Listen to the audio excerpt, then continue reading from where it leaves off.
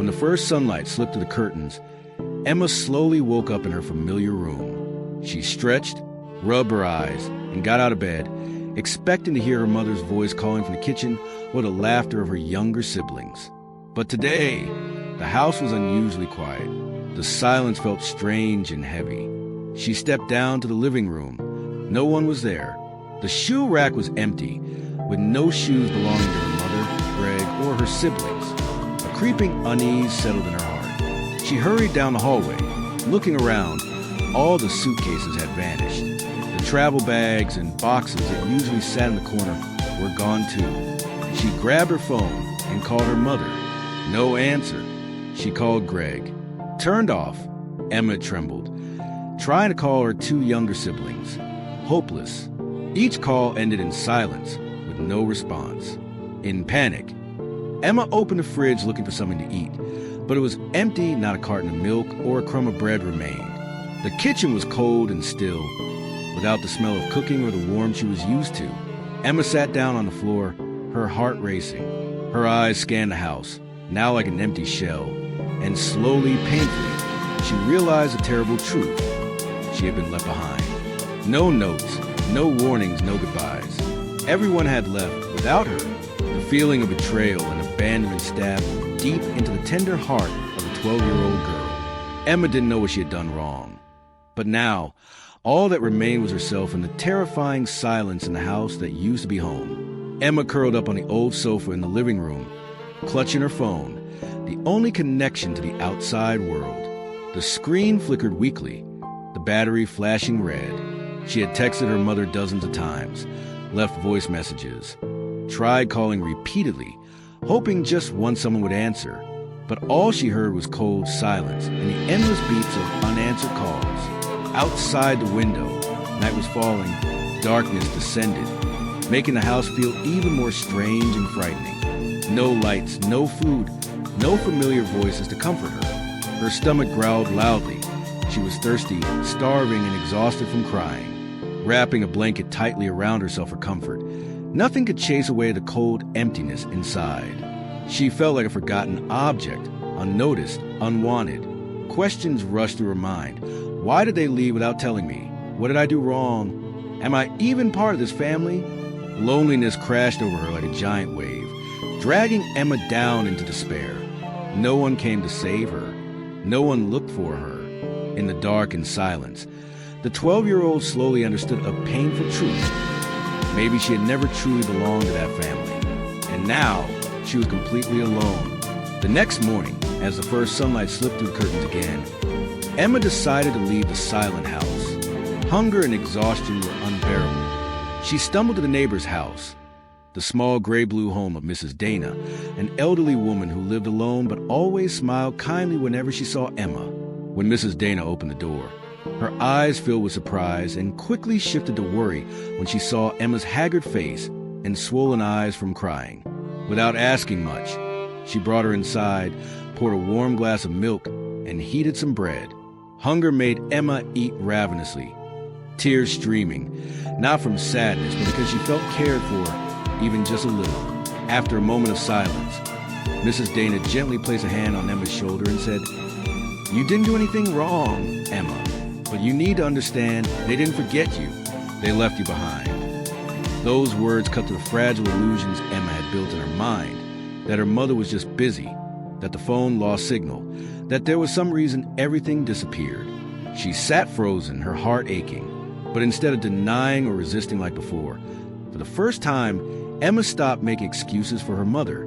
She began to face the truth, painful and cruel, but clear, and in Mrs. Dana's compassionate eyes, she saw a small spark of hope that maybe she still deserved to be loved. Late afternoon, after leaving Mrs. Dana's house, Emma returned home in silence. The house was still cold and empty, but this time she was no longer afraid. A compelling feeling pushed her to climb to the attic, a dusty, old place rarely visited for years. In a hidden corner beneath the sloping roof, she found an old wooden box covered in cobwebs. Opening it, she found a worn brown leather diary. On the cover was familiar handwriting. For Emma, Dad's light. Her heart pounded as she flipped through the first pages. Each line whispered from the past, full of feelings she thought she had never received. You are the most wonderful thing I've ever had. Though I can't be with you long, every moment with you is a miracle. Tonight you had a fever. I stayed awake all night by your bed. My little girl, I hope you grow strong and learn to love yourself. Those words blurred Emma's vision with tears. She had never clearly remembered her father's face. He passed away when she was very young. But now, through each page of the diary, she felt his presence, warm, sincere, and full of love. For the first time after being abandoned, Emma felt valued. She was no longer the rejected child, but the daughter loved by a father's whole heart, even though he was gone. And that, to her, was the strength to start again. The next day at school, Emma tried to act normal. She didn't tell anyone about being left behind, only silently walked through familiar halls like a shadow. But things got worse when Ran, a classmate who still talked to her, approached, holding a phone, looking uneasy.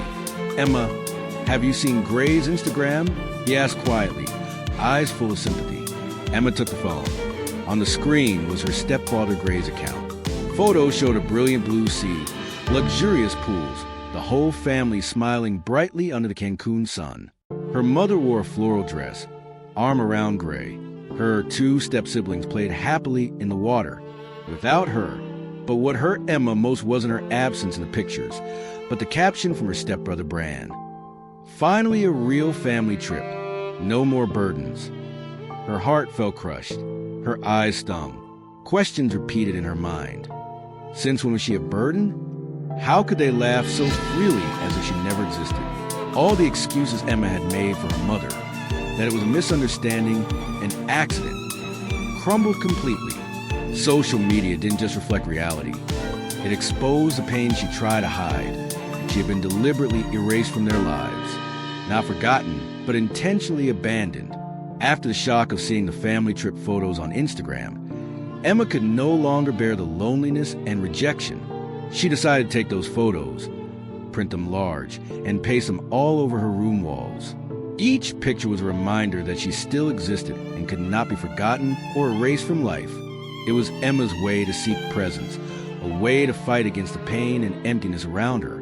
The next morning, she brought the photos to school, determined to speak the truth.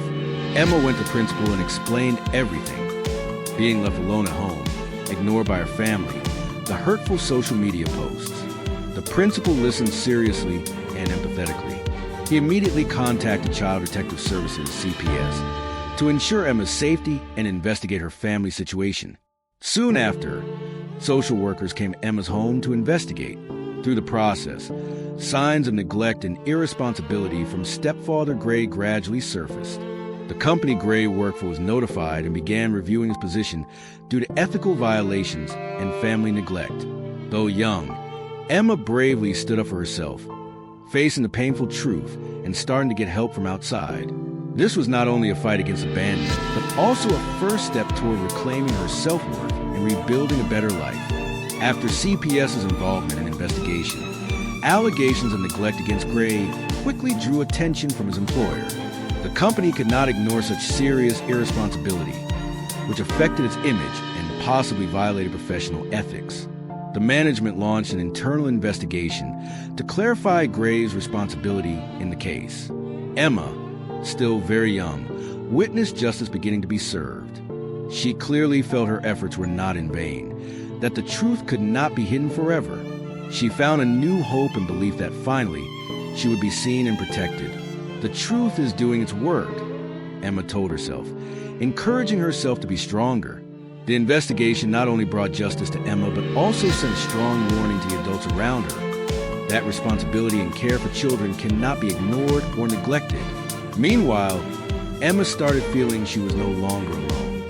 Someone stood by her, protecting her from harm and injustice, though the road ahead was still difficult. With justice underway, Emma gradually found comfort and strength to move forward.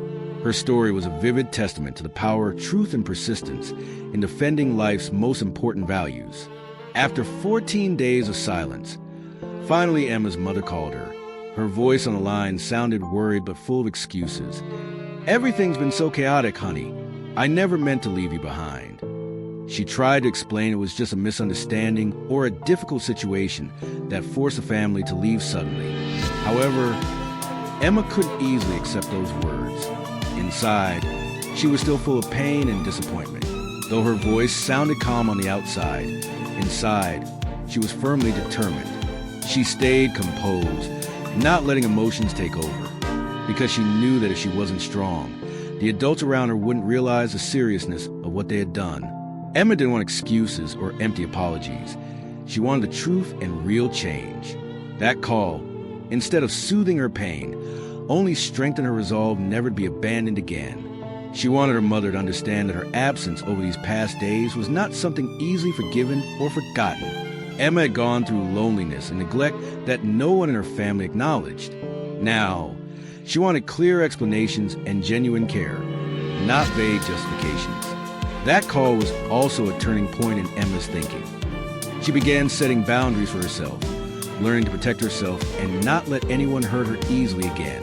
Although family relationships might still be complicated, Emma had grown up, ready to face the truth and walk her own path.